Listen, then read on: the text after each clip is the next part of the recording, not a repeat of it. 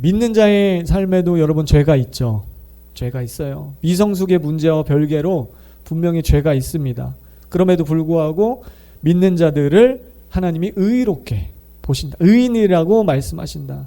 이것은 사망에 이르는 죄, 우리가 몇 주 동안 그 사망에 이르는 죄에 대해서 봤는데, 성령 모독죄나 배교하는 것, 그리고 다른 사람을 용서하지 않아서 용서받지 못하는 상황에 처해 있는 것, 회개하지 않고 계속 같은 것을 반복적으로, 그러니까 단순히 죄를 지은 것이 아니라 죄 가운데 사는 것, 이것이 사망에 이르는 죄라고 말씀드렸어요. 이 사망에 이르는 죄가 아닌 이상 현재의 죄를 포함해서 하나님은 우리를 여전히 의롭다라고 말씀하세요.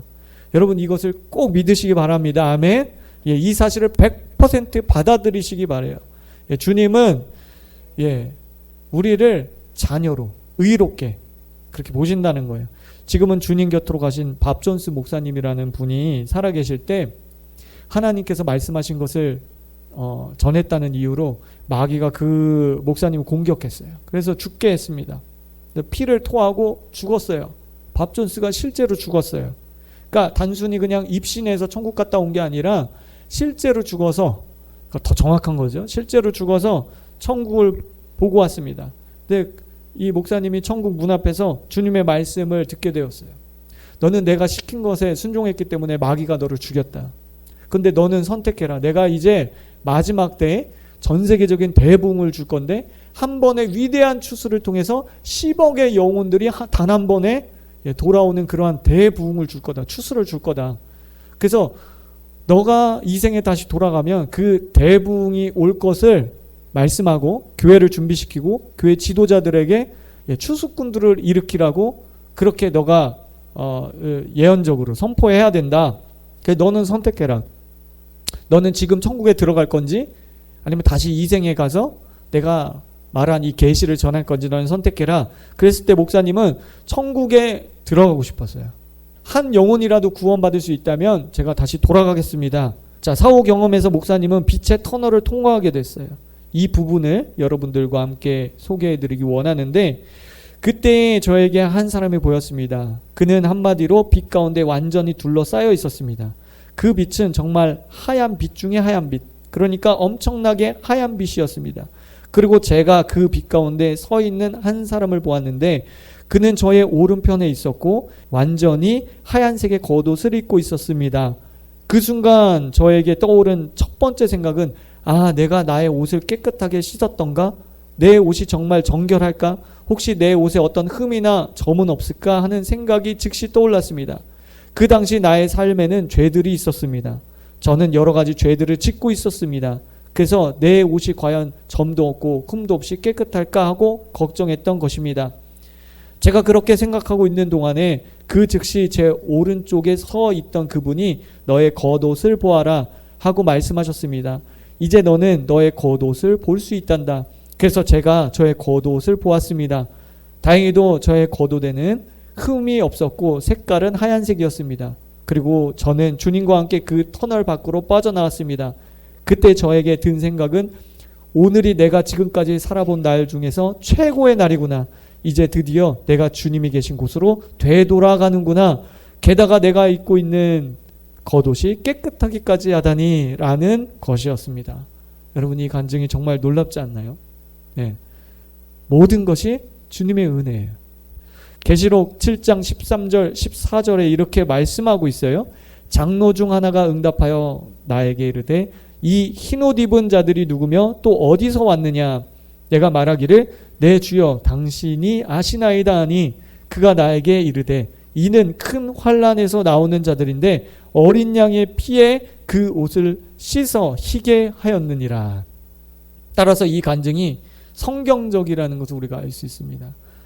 여러분, 우리가 구원을 완성하고 천국에 들어가면요, 우리는 거룩한 흰 옷을 입게 돼요.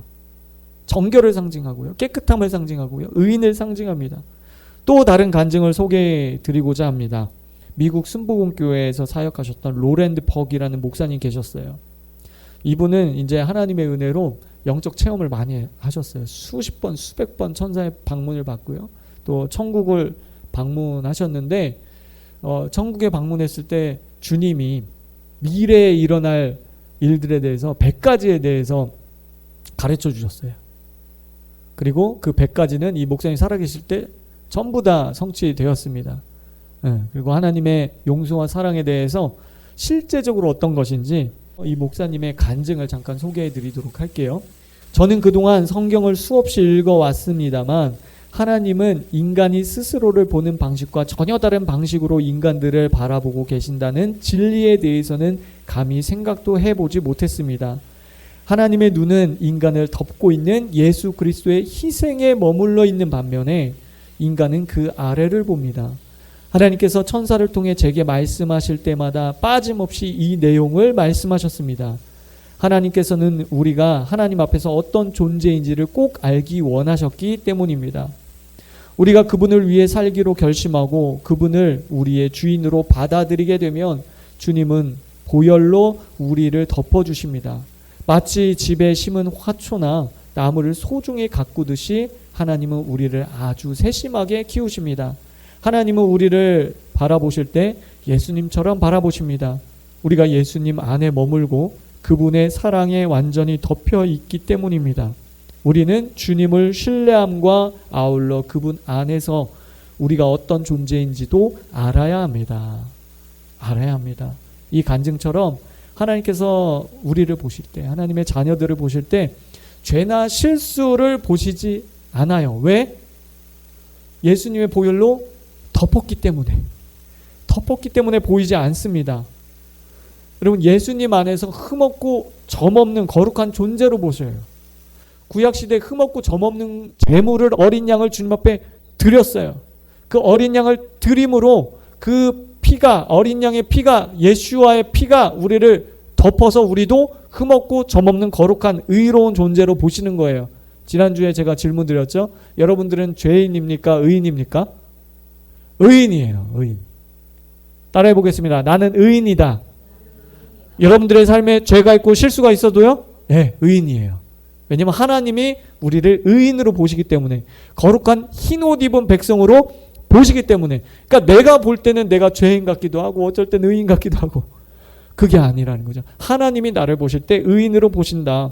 민수기 23장 21절 다 같이 시작. 야곱의 허물을 보지 아니하시며 이스라엘의 반역을 보지 아니하시는도다. 여호와 그들의 하나님이 그들과 함께 계시니 왕을 부르는 소리가 그 중에 있도다. 아멘. 여기 보면은 허물을 보시지 않는데, 반역을 보시지 않는데, 이게 하나님의 사랑의 관점이라는 거예요. 너희와 함께 있대. 임마누엘입니다.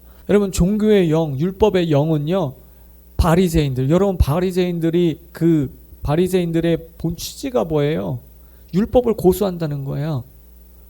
하나님이 주신 그 율법을 지키겠다는 거예요. 그 기독교 전통을 고수하겠다는 거예요. 다르게 표현하면 보수주의. 그건 나쁜 게 아니에요, 여러분. 그죠? 그런데 율법의 영, 종교의 영은 그들을 어떻게 만들었습니까? 전통주의에 빠지게 만들었어요. 하나님의 율법을 전통에 가려서 보게 만든 거예요. 그래서 예수님은 회칠한 무덤이라고 했어요. 회칠한 무덤이라는 말은 이제 그 히브리 문화권에서 그 무덤에 이렇게 무덤 보이도록 회를 칠한 거예요. 그러니까 죽은 신앙이라는 거예요. 죽은 신앙. 냄새 나는 거예요. 냄새가 나니까 회를 칠했거든요. 그런 신앙이라는 거예요. 육체의 행함과 노력을 통해서 하나님의 사랑을 획득하라고 부추겨요. 종교의 영은. 여러분, 가인을 생각해 보세요. 가인은 자신의 육적 노력을 통해서 하나님을 만나려고 했습니다. 하나님의 사랑을 획득하려고 했어요. 반면에 아벨은 자신의 죄에 대해서 스스로 대속할 능력이 없다는 것을 깨달았어요. 나는 죄인이구나. 내 노력과 방법으로 하나님께 나아갈 수 없다는 것을 알았어요. 자기 부인이 시작됐어요. 순교자의 영성을 가졌어요.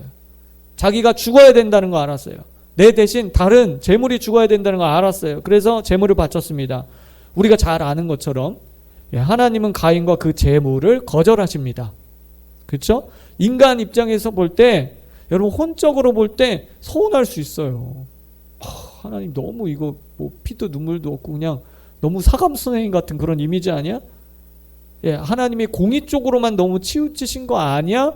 한 번쯤 그냥 받아주실 수도 있잖아. 그리고 뭐가 잘못됐는지 얘기하실 수도, 너무 융통성 없다라고 우리가 그렇게 생각할 수도 있어요. 그러나 하나님은 가인에게 벌을 내리신 게 아니에요, 여러분. 잘 생각해 보세요. 벌을 내리신 게 아니에요. 벌을 내리신 거는 아벨을 이 살인사건 이후에요. 하나님이 무엇이 잘못되었는지, 내가 왜 너의 예물을 받을 수 없는지에 대해서 가인이 깨닫게끔, 돌이켜서 바른 길, 생명의 길로 가게끔 가르쳐 주신 거예요. 그 가르쳐 주신 건 책망도 아니고요. 그건 사랑이에요, 여러분. 그것이 책망이라면 사랑에서 나온 책망이겠죠. 그 기초는 사랑이라는 거예요.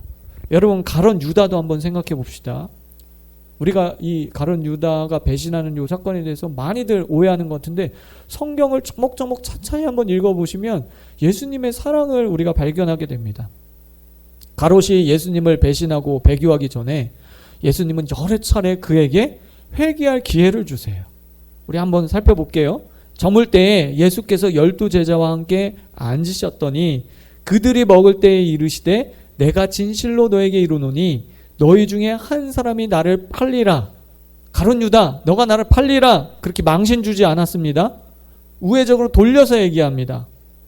예수님은 제자들이 다 있는 그런 자리에서 가롯의 자존심이나 그런 것에 스크래치를 주지 않으면서도 회개를 할 수 있도록, 깨달을 수 있도록, 바른 길을 갈 수 있도록, 돌이킬 수 있도록 너희 중에 한 사람이 나를 팔리라 라고 말씀하세요. 자, 이어서 볼게요.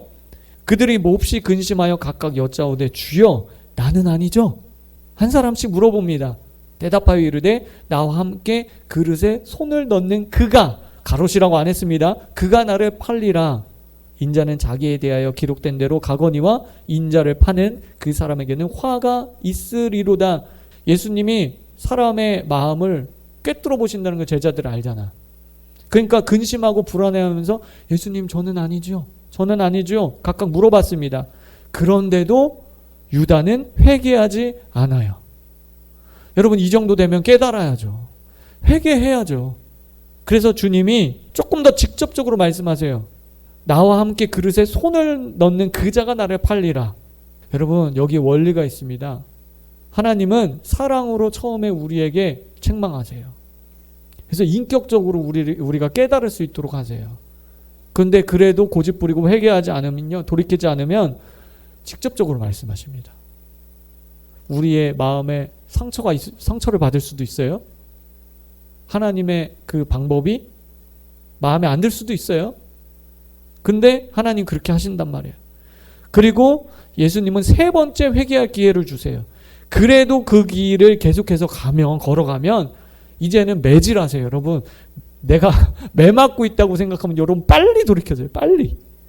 세 번째 25절, 예수를 파는 유다가 대답하여 이르되 랍비여 나는 아니지요. 대답하시되 직접적으로 말씀하십니다. 너가 말하였도다 하시니라. 예수님은 이제 노골적으로 일종의 매질입니다. 사람들이 있는 앞에서 개망신이죠. 자존심을 건든 거죠. 상처를 준 얘기죠. 그러나 예수님 입장에서는 여러분, 상처받고 무슨 그게 중요한 게 아니야. 영혼을 살려야 되잖아. 영혼을 살려야 되잖아. 지옥 가는데. 그렇기 때문에 예수님이 이제는 대놓고 말씀하시는 거예요. 그런데 가룟 유다가 어떤 선택을 합니까? 가룟 유다가 그렇게 예정된 거예요? 가룟 유다로 예정된 거예요? 아니에요. 유다가 선택한 거예요. 자유의지를 가지고 유다가 선택합니다. 예수님께서 대답하시되 내가 떡 한 조각을 적셔다 주는 자가 그니라 하시고 계속해서 주님이 기회를 주세요. 곧 한 조각을 적셔서 가롯 시몬의 아들 유다에게 주시니 그래도 회개 안 해요. 조각을 받은 후에 곧 사탄이 그 속에 들어가 버립니다. 이에 예수님께서 유다에게 이르시되 내가 하는 일을 속히 하라 하시니, 가룟 유다가 자유의지를 가지고 죄를 선택하자 사탄이 그의 생각 속에서 그의 영혼으로 들어갑니다. 예수를 팔겠다는 생각, 여러분 그 단계에서도 회개할 수 있어요. 얼마든지 기회가 있습니다. 근데 그 생각이, 그 마귀가 영혼 속으로 들어가게 되자 이제 예수님도 어찌할 수 없어요. 예수님도. 왜냐면은 주님이 주신 자유의지이기 때문에, 그 자유의지를 때려 부수고 역사하지 않으시기 때문에. 그래서 예수님은 이렇게 말씀하십니다. 내가 하는 일을 속히 하라. 이제 예수님도 어쩔 수 없기 때문에 예수님께서 그렇게 말씀하신 이유입니다. 여러분, 그건 그렇고 이제 다시 돌아와서 많은 사람들이 생각하는 것과 다르게 주님은 가인에게도, 가론 유다에게도 여러 번 회개할 기회를 주십니다. 그렇게 결정됐다, 운명론이 아니에요. 누구는 지옥 보내려고 하나님이 창조하죠. 오히려 하나님을 모독하는 거잖아요. 그거는 잘못된 거예요. 여러분, 여러 번 회개할 기회를 주십니다. 이것은 사랑입니다. 단순히 공의의 잣대로 행하신 것이 아니라 사랑에서부터 흘러나온 공의였습니다. 그렇기 때문에 주님은 끝까지 우리를 사랑하신다는 거 여러분 꼭 믿으시기 바랍니다. 믿으세요. 여러분, 부모가 자녀를 훈육할 때 그 기초는 사랑이에요. 부모가 자녀들을 공의로만 양육하면 어떻게 되겠습니까? 마찬가지로 하나님이 우리를 책망하실 때도 그 기초는 사랑이라는 거예요. 여러분, 이 사실을 꼭 잊어버리시면 안 돼요. 우리를 벌 주시려고 책망하시는 게 아니에요. 우리를 사랑하시기 때문에 사랑의 매를 드는 거예요. 왜냐하면 그 길로 계속 가면 안 되거든. 안 되거든. 주님의 애타는 그 사랑이 매를 들게 만든다는 거예요. 제가 한 번은 저희 와이프한테 예전에 그렇게 얘기한 적이 있어요. 자녀들을 훈육할 때 아이가 진심으로 전심이 아니지 진심으로 잘못했습니다, 죄송합니다, 그렇게 말하는 순간부터 책망하는 말을 멈춰버려라. 책망을 하지 말아라. 그 어떤 것도 책망하지 말아라. 왜냐하면 아이가 자신의 잘못을 깨닫고 용서를 구했을 때 부모가 너 이거 한번 잘못했다고 될 것 같아? 그렇게 얘기하면요, 얘가 나중에 커서 하나님 앞에 회개 기도하고 잘못했습니다 했을 때 하나님의 용서를 100% 받아들이는 그게 어려워져요. 어렸을 때부터 그게 세팅되면, 부모에 의해서. 그래서 내가 진심으로 회개한 것은 하나님이 100% 나를 받아주고 용서하시고 나를 의인으로 보신다라는, 그게 잘 안 받아들이시는 분들이 있을 수 있어요. 자란 환경에 따라서. 여러분, 그래도 계속해서 그것을 받아들이는 훈련을 하셔야 돼요. 제가 지난주에 그랬죠. 그게 잘 안 되면 하루에 1%씩이라도, 아니 0.1%씩이라도 그 사랑을, 용서를 받아들이는 법을 여러분 배우시기 바랍니다. 그렇기 때문에 아이가 부모의 권위에 순종해서 잘못했습니다 라고 말하면 부모는 무조건 용서해야 됩니다. 마찬가지로 하나님의 권위에, 하나님 말씀의 권위에 순종해서 하나님, 제가 이런 죄를 지었습니다. 똑같은 죄를 1000번, 10,000번을 짓더라도 제가 얼굴이 하나님 1000번 똑같은 죄 졌는데 요번만 용서해 주시면 안 될까요? 하나님은 기억조차 안 하신다. 요번이 처음이구나. 하나님 기억조차 안 하지. 그 사랑과 용서를 누리시길 바랍니다. 하나님이 우리를 의롭게 보신다는 것은 우리가 어떤 일을 잘했고 못했고 선과 악, 이게 아니에요. 행위가 아닙니다. 예수님의 대속을 믿고 영접하고 받아들인 그 자에게 이 용서와 사랑이 입혀지는 거예요. 사람이 어떻게 여러분 구원의 여정에 참여하게 됩니까? 성경은 회개하고 믿을 때, 영접할 때라고 말합니다. 단순히 믿을 때가 아니에요. 회개하고 믿을 때입니다. 그런데 우리가 회개하고 참된 믿음을 가져도 그것 때문에, 여러분 잘 들어보세요, 그것 때문에 구원이 완성되는 게 아니에요. 좀 말이 이상하죠. 자, 무슨 얘기냐? 회개와 믿음은 구원을 시작하는 데 있어서 유일한 조건입니다. 유일한 조건이지만 궁극적인 원인은 아니에요. 궁극적인 원인은 하나님의 사랑과 은혜입니다. 할렐루야. 하나님의 사랑과 은혜만이 우리를 구원하시는 거예요, 여러분. 그 조건이 회개와 믿음일 뿐이에요. 그래서 회개하고 믿지 않으면 구원받을 수 없는 거예요. 그러나 그것이 궁극적인 원인은 아닙니다. 궁극적인 원인은 온전한 하나님의 은혜라는 거죠. 우린 사람이기 때문에 서로 상처 주고, 상처 주는 말 하고, 서로 미워하고, 원한 품고, 용서 안 할 때가 있잖아요. 그래서 우리가 생각할 때 하나님도 나와 똑같은 줄 알아. 스스로 속는 거야. 우리 인간들이랑 똑같을 줄 알아. 우리 부모랑 똑같을 줄 알아. 내가 사랑했던 어떤 나를 배신한 그 사람이랑 똑같을 줄 알아.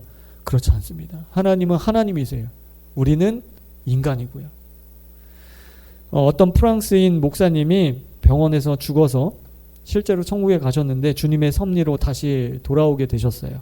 천국에서 주님과의 대화를 나눈 한 부분에 대해서 여러분들과 함께 나누기를 원합니다. 내가 하나님께 용서를 구하고 그것이 마음으로부터 우러나온 진실이었다면 너는 이미 용서를 받았다. 하나님의 용서에 대해 의심하고 거절하는 것은 하나님에 대한 모욕이다. 사람들은 하나님께 너무 자주 용서를 구하는 한편 또 그 용서를 거절하고 받아들이지 못한다. 그들은 마치 용서받지 않은 듯 거절감과 죄책감으로 살아간다. 하나님은 내게 기쁨을 주시기를 원하시고 하나님의 훌륭한 자녀로 성장하기를 원하신다. 하나님은 우리가 죄책을 갖고 있지 않기를 원하신다. 하나님은 우리가 우리의 모든 잠재 능력을 이용하여 하나님의 사역에 창조적으로 기쁘게 동참하기를 원하신다. 우리가 하나님께 용서를 구할 때 이미 그 용서는 주어졌다. 여러분, 저는 이 간증이 매우 성경적이라고 생각합니다. 그래서 이 간증을 너무나도 사랑합니다. 감사합니다. 너무 좋아요. 여기서 색깔로 강조한 부분 다시 한번 읽어드릴게요. 너가 하나님께 용서를 구하고 그것이 마음으로부터 우러나온 진실이었다면 너는 이미 용서를 받았다. 또 우리가 하나님께 용서를 구할 때 이미 그 용서는 주어졌다. 여기서 이미 용서받았다 이렇게 말씀하시죠. 이것은 우리에게 조금 낯선 개념일 수 있어요. 왜냐하면 이거 히브리적 개념이기 때문에 그래요. 예를 들어서 히브리 문화를 우리가 이해할 필요가 있습니다. 예를 들어 예수님이 죽으실 때 히브리 관점으로 보면 2번 죽으신 거예요. 빌라도 앞에서 사형 선고가 내려진 그때 히브리 관점으로 예수님이 죽으신 거고요. 그게 실질적인 선고죠. 그리고 두 번째 사형 선고는 실제로 십자가 위에서 그게 거행된 겁니다. 그러니까 첫 번째는 히브리적 관점이고 그 십자가 위에서 그거를 거행한 거는 헬라적 관점이에요. 서양적 관점. 우리는 이제 자라오면서 헬라적 관점에 익숙하기 때문에 정반합, 이거 더하기 이거는 뭐다. 이게 익숙하기 때문에 근데 이제 히브리적 관점은 시점이 아니라 상태를 말합니다. 선고됐을 때 그 상태를 말하는 거예요. 그래서 재밌게도 히브리어에는요. 과거, 현재, 미래형 이런 시제가 없어요.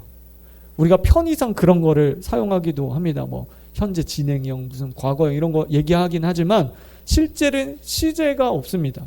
그래서 빌라도 앞에서 사형 선고가 내려졌을 때 이미 죽은 상태가 된 거예요. 그래서 우리가 믿음으로 선포하는 게 중요합니다. 여기서 히브리적 관점에서 여러분 믿음 선포가 중요해요. 나는 치유 받았다. 해보세요. 나는 치유 받았습니다. 예. 상태.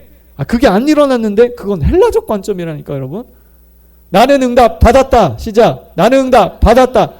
그게 여러분 믿음이 돼요. 그러니까 우리가 히브리적 관점을 가지고 나는 이미 받았습니다. 나는 치유 받았습니다. 돌파됐습니다. 그것을 믿습니다. 그러면 그게 믿음을 상승시켜주고 그 상승된 믿음은 현상을 가져와요. 기적을 가져옵니다. 그러니까 기적을 보고 하나님의 행하심을 보고 믿겠다. 이거는 헬라적 관점이에요. 히브리적 관점은 내가 그렇게 믿고 감사합니다. 그렇기 때문에 여러분 믿고 감사합니다 라는 선포를 자주 하시기 바랍니다.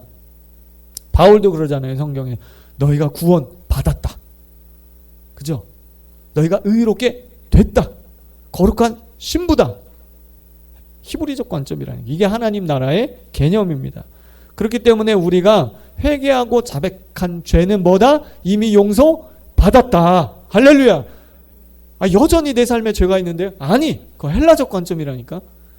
이미 용서받았습니다. 그거를 100% 받아들일 뿐만 아니라 누리고 그걸 선포하고. 여러분 그렇게 그래야 눌리지 않아요. 우리가 교회 오면 눌리잖아. 큐티 안 했는데, 전도 못 했는데, 뭐 못 했는데, 뭐 안 했는데, 못 살았는데, 기도 못 했는데 눌리지 말아야 됩니다. 여러분 따라서 거절감이나 죄책감 이건 성령의 역사가 아닙니다. 세상 심리학에서 심리적으로 양심적인 인간이 느끼는 그런 자연스러운 감정이 아니에요, 여러분. 그걸 자연스러운 감정이라고 받아들이면 안 돼요. 참소하는 자, 마귀의 역사인 줄 알고 그런 거절감과 죄책감을 대적하시기 바랍니다. 다시 말씀드릴게요. 여러분들이 이미 회개한 죄에 대해서 혹시 여러분들 주변에 누군가가 그 죄를 책망하면서 과거에 너가 이렇게 했잖아. 그러면서 그것들 들먹이면 여러분들 이렇게 말씀하실 수 있습니다. 자, 해볼게요. 시작. 나는 그 죄에 대하여는 무죄합니다. 나는 그 죄에 대하여 자유합니다. 왜냐하면 하나님의 책에 기록되지 않았기 때문입니다. 우리가 회개한 모든 죄와 잘못을 하나님이 삭제해버리세요. 그렇기 때문에 누군가 그것을 들먹인다, 또는 내 안에 마귀가 그런 생각, 죄책감, 자책감을 준다, 그건 마귀의 역사라고. 물론 이 말을 사람에게 할 때는 웃으면서 해야 되겠죠. 안 그러면 어떻게 저런 얘기를 하지? 하나님은 회개한 어떤 죄도 기억하지 않으십니다. 오직 우리의 대적만 그것을 기억하고 들먹거립니다. 그래서 그런 생각이 들면 여러분 단호하게 끊어버리시기를 바랍니다. 물론 성령님도 죄를 깨닫게 하세요. 죄를 깨닫게 하세요. 요한복음 16장 8절에 그가 와서 죄에 대하여, 의에 대하여, 심판에 대하여 세상을 책망하시리라. 죄를 깨닫게 하시는 것도 성령의 한 역사입니다. 그러나 차이점이 있어요. 성령님이 죄를 깨닫게 하실 때는 애통하는 마음이 생겨요. 내 안에 자복하는 마음이 생긴단 말이에요. 회개하는 마음이 생긴과 동시에 달콤함을 느껴요. 이 신비죠. 그러니까 애통하는 마음과 자백하는 마음이 일어나면서 동시에 자유함을 느낍니다. 이게 성령의 역사예요. 근데 죄책감만 생긴다, 그건 마귀의 역사예요. 마귀라는 놈은 죄에 대해서 자꾸, 그러니까 불안하고 초조하고 죄책, 수치, 실패감 이런 게 스물스물 올라와요. 회개기도 하고 있는데 그런 게 올라오면 여러분 그것을 단호하게 대적하시기 바래요. 너는 구제불능이야. 저번에 진죄 또 졌잖아. 네가 직분이 뭔데. 이중인격자 같아. 이런 것들은 마귀가 주는 역사라는 거예요. 여러분 꼭 기억하십시오. 여러분 하나님 손을 잡고 기도해야지 마귀 손을 잡고 기도하면 안 돼요. 여러분 제 경험상도 그렇고 제 주변에 많은 믿음의 사람들도 보면 하나님의 손을 붙잡지 않고 기도할 때가 너무 많은 것 같아. 말로는 회개해. 근데 기계적으로 똑같은 죄 반복하면서 나는 이중인격자인가 봐, 나는 구제불능인가 봐. 아니에요 여러분. 우린 여전히 실수투성이에요. 연약합니다. 물론 그것을 합리화할 수는 없겠지만 여러분 꼭 하나님의 손을 붙잡고 회개하시기 바랍니다. 따라해 보겠습니다. 받아들이기, 누리기, 물리치기. 그 사랑을 100% 받아들여야 됩니다. 그리고 누려야 됩니다. 그리고 마귀가 주는 참소를 물리치시기 바랍니다. 그러므로 때가 이르기 전에 곧 주께서 오시기까지 아무것도 판단하지 말라. 그가 어둠에 감추인 것들을 드러내고 마음의 뜻을 나타내시리니 그때 각 사람에게 하나님으로부터 칭찬이 있으리라. 아멘. 여기서 강조하고 싶은 거, 하나님으로부터 칭찬이 있으리라. 우리가 죽어서 주님 앞에 서면 모든 믿는 자들은 이 말을 들을 겁니다. 아무개야, 사랑하는 아들아, 사랑하는 딸아, 수고했다, 잘했다. 너가 그런 상황 속에서 믿음을 끝까지 지켰구나. 내 은혜를 헛되이 받지 않고 믿음을 끝까지 지켰구나. 잘했다. 고맙다. 고맙다. 이런 말을 듣게 될 것입니다. 여러분 아멘 좀 해보세요. 아멘에서 뭐 남죠? 여러분 그렇기 때문에 하나님의 칭찬이 있을 거예요. 다시 한번 받아들이기, 누리기, 물리치기. 이 세 가지 기억하십시오. 물론 어떤 분들은 더 많은 칭찬을 받을 거예요. 더 많은 상급이 있을 겁니다. 그런데 모든 믿는 사람들은 하나님께서 이렇게 칭찬하실 겁니다. 자, 끝으로 우리 요한계시록 22장 12절 말씀 내 영혼을 향해서 크게 선포하면서, 예언적으로 선포하면서 맺도록 하겠습니다. 시작. 보라, 내가 속히 오리니 내가 줄 상이 내게 있어 각 사람에게 그가 행한 대로 갚아주리라. 한 번 더 선포할 때 죄책과 눌림으로부터 자유케 될지어다. 선포하겠습니다. 보라, 내가 속히 오리니 내가 줄 상이 내게 있어 각 사람에게 그가 행한 대로 갚아주리라. 우리 다같이 돌파하면서 예! 한 번 더 크게 예! 한 번 더 예! 자유케 될지어다. 자유, 자유, 자유. 눌림은 떠나가고 하나님의 은혜를 받아들이기, 누리기, 물리치기. 아멘.